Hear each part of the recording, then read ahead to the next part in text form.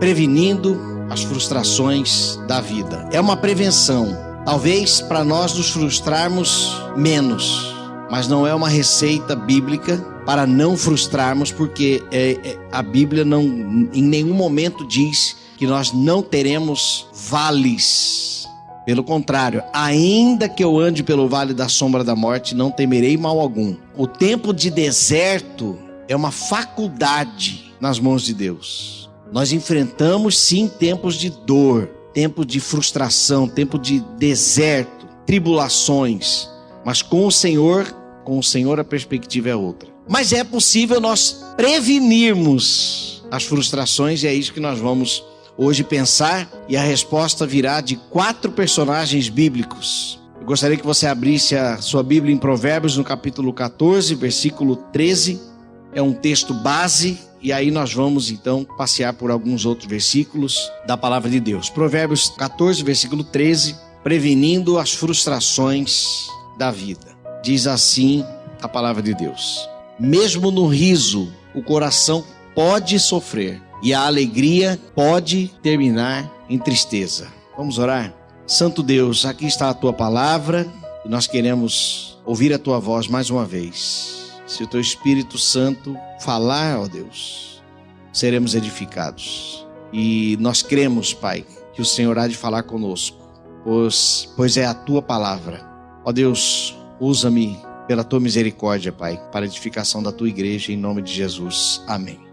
Nós precisamos ter essa consciência de que a frustração, ela é real, ela existe. E uma hora ela pode chegar até nós. Quando nos preparamos para essa verdade, eu acredito que nós já demos um bom passo. O problema é quando nós acreditamos que nós jamais frustraremos. Então, a queda pode ser maior.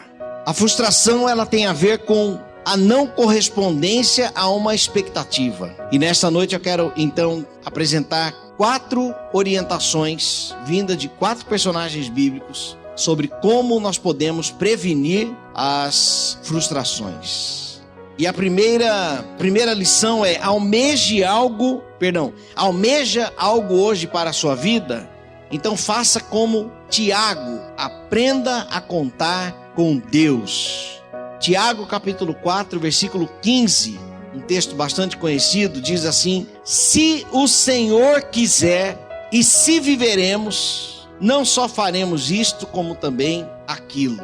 O que Tiago tem a nos ensinar aqui? Esse contexto de Tiago é aquela passagem em que ele orienta aquelas pessoas que dizem: amanhã mudaremos para tal cidade e lá ganharemos muito dinheiro. Olha o tamanho da expectativa. E principalmente quando nós estamos ainda na fase de planejamento, aí que a gente sonha mesmo. Um dos pontos aqui é sobre sonho. Nós vamos mudar para tal cidade e lá nós vamos ganhar dinheiro e vamos prosperar. Aí a orientação de Tiago é: aprenda a contar com Deus nos seus planos. Ele diz: ao invés de vocês dizerem isso, vocês deveriam dizer: se Deus quiser, se o Senhor quiser, não só viveremos, como também faremos isto e aquilo. Eu já disse que, infelizmente, o termo "se Deus quiser" hoje soa como tomara que as coisas aconteçam dessa forma. Eu apresentei o meu currículo para uma empresa. Se Deus quiser, as portas vão se abrir. Mas esse "se Deus quiser", tomara que as portas se abram. A pergunta é: e se Deus não quiser? Aonde está a nossa alegria quando portas se fecham? Lembra da proposta da mulher de Jó?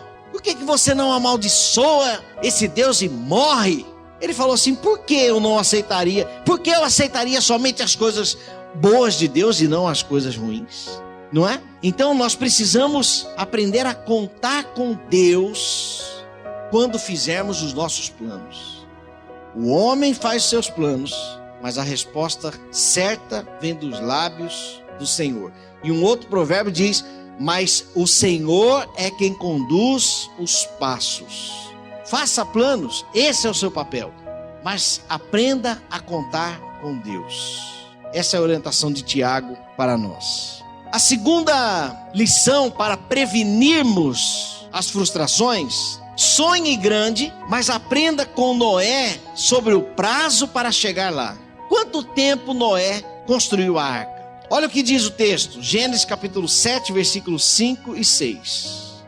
E Noé fez tudo como o Senhor lhe tinha ordenado. Noé tinha 600 anos de idade quando as águas do dilúvio vieram sobre a terra. Meus irmãos, as orientações do Senhor para Moisés construir a arca era como se fosse uma planta baixa de um prédio, algo gigantesco. Possivelmente, por favor me corrija se estiver enganado, Noé demorou aproximadamente 100 anos para construir a arca. Você quer sonhar grande? Sonhe, mas aprenda com Noé sobre o prazo. Quer ver uma coisa? Quantas pessoas aqui já fizeram compromisso de ler a Bíblia inteira, de capa a capa, e antes de terminar o Pentateuco, se perdeu e pronto, vou ter que começar de novo? Levante a mão. Ler a Bíblia inteira, apesar de ser algo tão simples, porque nós sabemos ler, é simples, é só ler. A questão é que não é tão fácil quanto parece, porque nós podemos esquecer, nós podemos pular um dia, 2, desmotivarmos e a coisa ir ficando para trás. Às vezes até assim, hoje estou frustrado com Deus. Frustrado, né? Ou então hoje eu estou em crise, estou nervoso, então hoje eu não vou ler a Bíblia. Infelizmente isso acontece. O cair é do homem. Pecadores somos nós. Dieta, começamos uma dieta, começamos uma caminhada e não terminamos. Compromisso de oração, vou orar este mês inteiro, por esta razão, quando chega aí no final da primeira semana, igual antibiótico, tem gente que tem que tomar 8 dias, 12 dias de antibiótico, quando está no terceiro dia, os sintomas foram embora, esquece de tomar antibiótico. Então nós temos que, quando sonharmos grande, nós precisamos lembrar que Noé construiu a arca por aproximadamente 100 anos. Ou seja, faça um plano, faça um cronograma mensurável, atingível, porque senão a sua tendência será frustração. Quando eu faço algo mensurável e atingível, mensurável quer dizer, eu posso mensurar, não, é um prazo de 5 anos, de 1 ano, dependendo daquilo que você quer almejar, mas eu preciso saber qual é o meu dever diário para isso. Vamos ler a Bíblia inteira durante todo o ano. Quantos capítulos eu tenho que ler por dia? Aproximadamente de 3 a 4, 5. Quando chega o fim de semana, tem que ler um pouco mais. Então a pergunta é, eu lerei a Bíblia toda em 1 ano? Por que não jogar para 2 anos? Ah não, pastor, mas só que tem capítulos que são menores, que são mais curtinhos. Tudo bem, então faça um compromisso que você possa assumir. Quando você vai ler? Mensurável, atingível. Bom, o meu tempo realmente é corrido, mas eu posso garantir aí pelo menos um capítulo por dia. Então se prepare que você vai ler a sua Bíblia inteira em 3 anos. Mas os 3 anos passam. Chega lá, quando eu morava com meu pai, passava aquela propaganda das Casas Bahia, dessas promoções aí, falava assim, pague só depois do carnaval. Meu pai falava assim, o carnaval chega. Então nós temos que almejar e colocar o prazo diante daquilo que nós queremos alcançar. Alguém já fez o desafio de ganhar pelo menos uma pessoa para Jesus por dia. Não vou lembrar agora quem foi, mas na história do cristianismo nós temos esse relato. Eu vou ganhar uma pessoa para Jesus por dia. Coloca no papel. Faça uma lista para saber quem são essas pessoas, as pessoas que você vai contactar. Então nós precisamos trabalhar com prazos, mas também com os deveres diários para chegarmos lá. Dessa forma nós podemos diminuir a possibilidade de frustrações. Se não medirmos, corremos perigo de frustrarmos. Isso tem a ver também com aprender um idioma. Eu confesso que eu passei por isso aqui.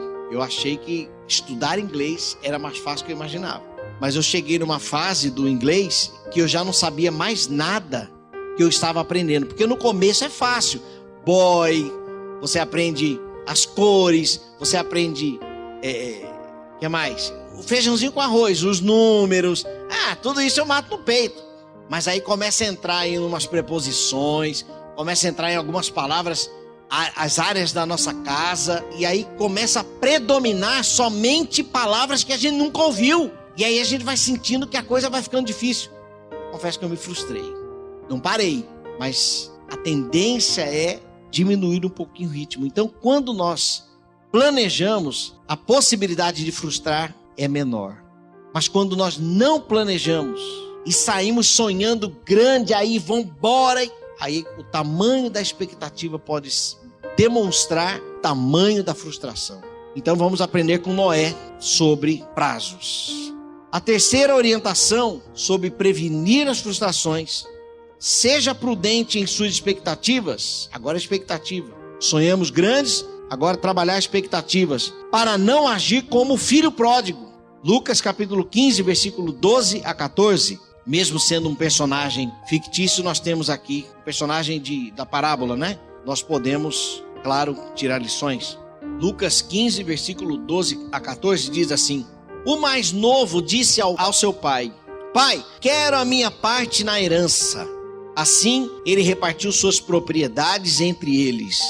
Não muito tempo depois, olha aqui a expectativa.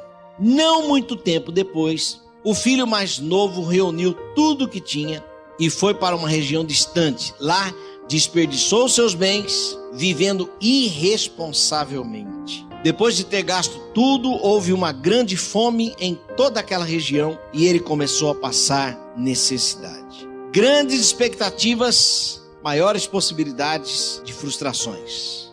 Mágicas não existem, milagres não acontecem sempre. Conte com Deus, mas seja prudente com as suas expectativas. O filho pródigo achou que aquela renda poderia durar a vida toda e saiu gastando irresponsavelmente. Trabalhar com irresponsabilidade, achando que as expectativas não podem ser frustradas. Precisamos definir resultados mínimos, bons e ótimos quando quisermos diminuir esse impacto de frustração. Por exemplo, minha nova vida de oração. Pretendo orar todos os dias. Amém. Qual o tempo mínimo? Pelo menos 5 minutos para começar. Eu acompanhei um jovem que ele queria ter a sua disciplina espiritual com mais fervor. E eu perguntei para ele: você poderia começar dedicando quanto tempo de oração? Ele falou: eu posso começar com meia hora. Adivinha? Mas não foi uma semana. E eu entreguei. Falei: não, então você acha que é isso? Dá para começar com meia hora? Dá. Não foi uma semana. Pastor, eu acho que eu comecei muito longo. Meia hora. Falei: então começa com menos. Então ele começou com 5 minutos. Depois veio 10 minutos. Pastor, nem percebi, já estava com 15 minutos. Porque quando nós criamos uma expectativa, isso é uma cobrança para nós. E quando nós não alcançamos essa expectativa, então nós frustramos. Foi o que aconteceu com o filho pródigo. Criou aquela expectativa de que iria passar o tempo todo com aquele dinheiro, mas o dinheiro uma hora acabou. Ainda bem que Deus trabalhou no coração dele ali, né? As lições de Jesus para nós, de arrependimento. Mas nós precisamos ser prudentes com as nossas expectativas. Meus irmãos, eu confesso que eu tenho olhado muito para os meus filhos. E eu tenho trabalhado as minhas expectativas sobre a vida espiritual deles. A nossa parte como pais é aproveitar todas as oportunidades que temos para ensinar o Evangelho. Ensinar os princípios de vida e não de morte. Eu fiz um compromisso de sempre, ao levar as crianças para a escola, ensinar algo para eles. É uma oportunidade que eu tenho. E a minha oração tem sido pela vida espiritual deles. Porque eu confesso que eu não sei o que nos aguarda lá na frente. Eu sou muito realista de que o jovem ou adolescente, ainda que com a asa desse tamanho, eles acham que pode voar e ir para longe. E ainda quer voar bravo. Eu tenho essa consciência. E é justamente por isso que eu tenho orado mais pelos meus filhos e sido prudente nas expectativas. Essa semana a Priscila veio me contar que o Andrezinho, meu filho, ela perguntou para ele assim: o que você quer estudar? Faculdade e tal. Ele falou assim: mãe, nada. Mas eu quero fazer um curso. Aí ele usou um termo que eu nunca ouvi na vida. Não sei se era mega teológico, mega alguma coisa assim. E aí ela falou assim: mas o que é isso? Não, eu quero estudar o melhor curso de teologia. Amém, amém. Você quer ser pastor, filho? Não, mas eu quero estudar a Bíblia. Louvado seja o nome do Senhor.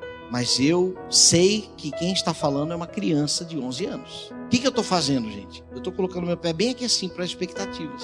Estou sendo pessimista? Não. Senhor, faça brotar frutos nessas palavras que Ele está profetizando. Que Ele vá mesmo para a melhor escola de teologia do mundo, mas que aprenda e viva. Mas quem faz isso é o Espírito de Deus. É o Espírito de Deus. Então nós temos que ser prudentes quanto às nossas expectativas. Devemos esperar com confiança. Mas e se não acontecer? Lembra do primeiro ponto com Tiago? Dependamos de Deus. Se Deus quiser, meu filho estudará a palavra do Senhor, aprenderá para viver, para ensinar. Ó Deus, que essa seja a tua vontade. E descansemos em Deus. Agora, façamos o nosso papel, mas com prudência nas expectativas. Talvez alguém possa até achar, estou achando que o pastor Flávio é meio pessimista. Mas não, é porque talvez, pelas frustrações que eu já passei, eu posso até inconscientemente estar preferindo não pular com tudo, mas sendo um pouco mais prudente nas expectativas do que me arriscar totalmente no sentido de vambora, porque agora vai acontecer. Vai. E aí a gente percebe que se não acontecer, pelo menos nos preparamos. É diferente de uma criança. Eu vejo o Danielzinho, meu filho de 2 anos, é impressionante, gente. Ele quer ligar um interruptor na altura desse ar-condicionado. Ele estica a mão, ele não alcança, mas ele não para de se esticar. Quando ele vê que ele não alcança, ele pega uma cadeira, puxa e vai tentando. Se deixar, ele junta um monte de coisa, uma em cima da outra, até ele acender. E nós adultos, olhamos, não, eu não alcanço, pronto, nem tento. Por quê? Eu não vou tentar porque senão eu vou me frustrar. Preciso ter expectativa. Eu gostaria de alcançar. Eu gostaria de chegar lá. Gostaria de ter este resultado. Gostaria de ter uma vida devocional diária. Então eu preciso saber mensurar as minhas expectativas. A frustração. Quarto personagem a nos ensinar é o apóstolo Paulo.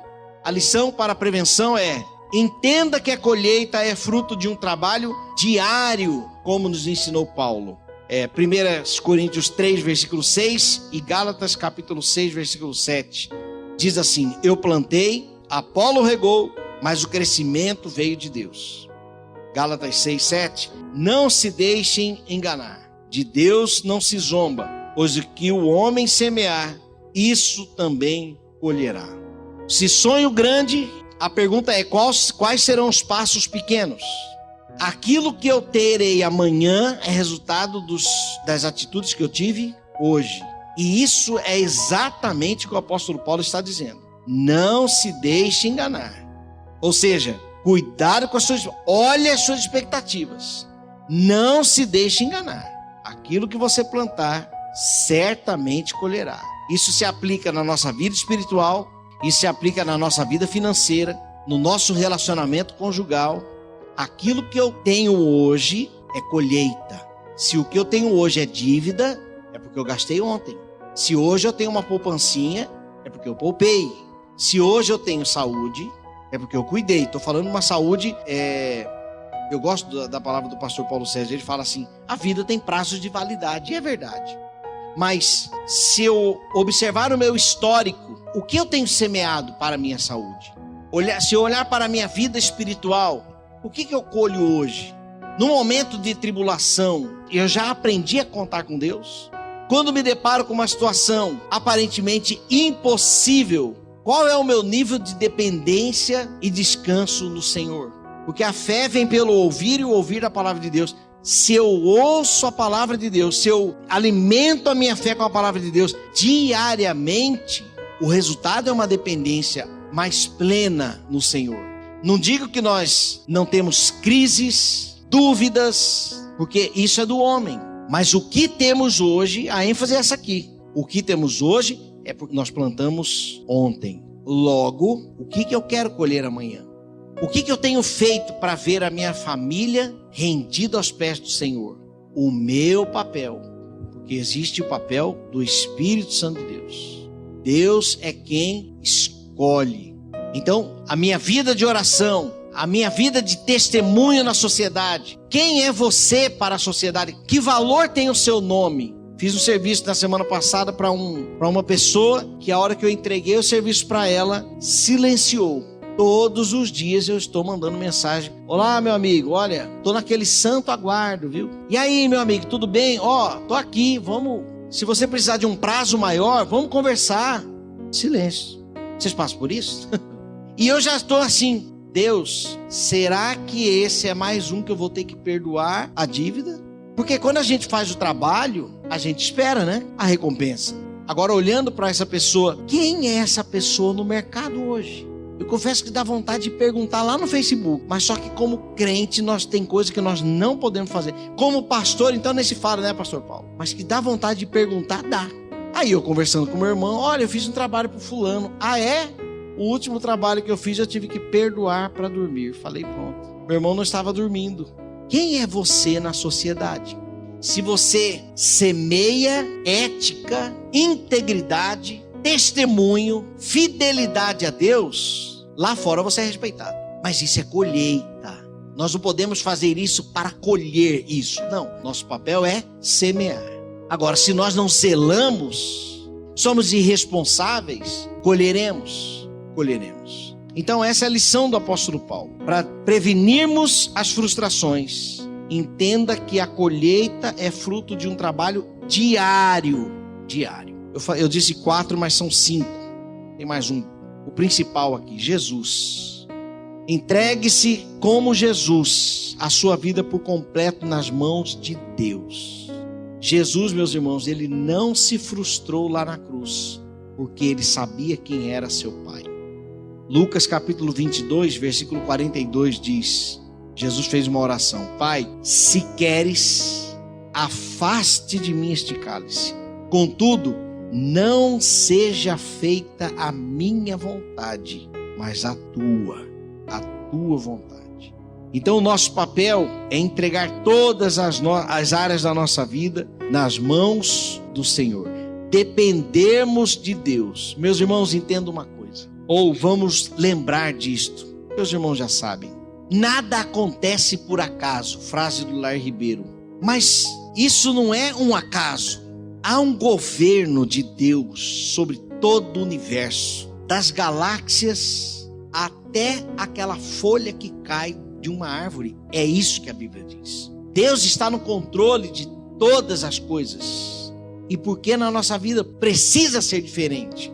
Com um Deus inteligente, soberano, grande, governador, sustentador, um Deus de amor, por que não dependermos desse Deus? Jesus, por este versículo, ele não gostaria de enfrentar aquela cruz.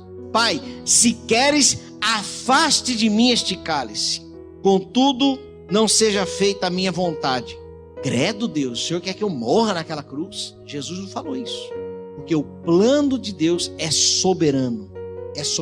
E meus irmãos, não podemos esquecer também que nós devemos nos alegrar também nas frustrações. Quantas lições preciosas nós temos nas frustrações. Filhos que não se frustram se tornam adultos mimados. A escola está na frustração. Imagine nós adultos tirando então as preciosidades de um tempo de frustração. Porque a verdade é que acontece. A frustração, ela acontece. Criamos expectativas nas pessoas e em nós. Criamos expectativas na igreja. Criamos expectativas na assembleia, no momento de decisão. E quando a nossa vontade não prevalece, frustramos. E a pergunta é: Deus, quais são as lições deste momento de sala de aula? Deste momento de aula prática de teologia, de vida cristã, de dependência no Senhor. Aonde está, Senhor? Aonde está? Deus tem lições que nós nem imaginamos e que muitas vezes não encontramos nem aqui na nossa vida devocional lendo a palavra. Agora, o que nós não podemos também é fazer da nossa experiência uma teologia. É uma experiência. Então Deus tem para nós lições preciosas ao prevenirmos as frustrações, mas também diante das frustrações. Amém? Ninguém gosta de ser frustrado, mas paremos para ler as aulas que Deus tem para nós. Paremos para conhecer um pouco mais de nós mesmos diante de situações que nós talvez não gostaríamos de enfrentar. Sentimentos indesejáveis, decepção talvez. Isso pode ser dentro de casa, no trabalho, uma demissão inesperada. Lá Deus também terá lições para nos fazer cada dia mais parecido com Jesus. Que Deus nos dê maturidade para enfrentarmos as tribulações e através dela nós possamos também crescer na fé. Vamos orar? Te louvamos, ó Deus, te agradecemos, Senhor, pelo dia a dia. Te exaltamos, ó Pai, porque Tu estás no controle de todas as coisas. A Tua palavra tem as instruções para caminharmos na luz. Nós que às vezes criamos expectativas altas demais em pessoas falhas como nós mesmos, talvez uma expectativa pessoal também, mas o que queremos, ó Deus, é ouvir a Tua voz. Queremos aprender do Senhor dia a dia, prevenindo as frustrações da vida, como também no meio da frustração. Em nome de Jesus, Senhor, completa a obra que o Senhor tem para realizar em nós, porque sabemos que a nossa vitória está reservada na glória para nós. A nossa vitória não necessariamente está neste reino, nesta casa, neste tempo, mas o que queremos é permanecermos fiéis ao Senhor para o dia do julgamento, onde seremos apresentados como filhos do Senhor pelo Espírito que habita em nós. Em nome de Jesus, Senhor, se há pessoas frustradas no nosso meio, frustradas com parentes, frustradas com amigos, talvez com o irmão da igreja, ou com colegas profissionais, ó Deus, em nome de Jesus, dá-nos, Senhor, a Tua instrução. Traga, Senhor, a nossa mente a opção de agirmos no Espírito, porque desta forma, ó Deus, alegraremos o Teu coração. Esta é a nossa oração que fazemos em nome de Jesus. Amém, Senhor.